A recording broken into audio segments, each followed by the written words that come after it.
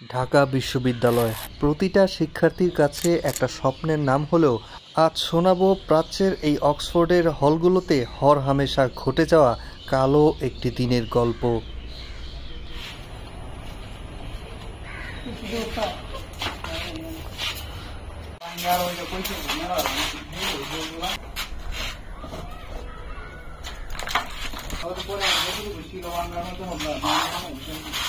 সবাই ভাবে স্বৈরাচারী এই শিক্ষা প্রতিষ্ঠানের শিক্ষার্থীরা জনগণের টাকায় হল পেয়ে ফ্রিতে থাকে, রাজার হালে থাকে, কিন্তু জানে না তাদের এই দুঃসহ ঘটনাগুলো।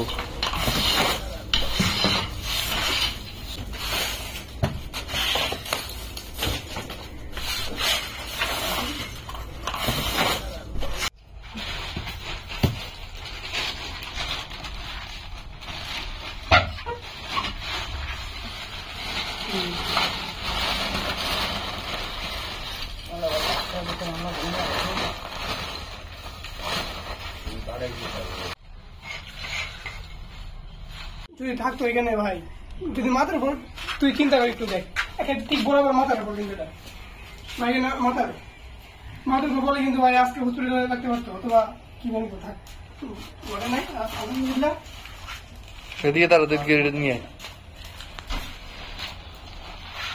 একটা ঢাকা বিশ্ববিদ্যালয়ের ছাত্রের মাথার উপর থেকে এতগুলা ইট পড়ছে,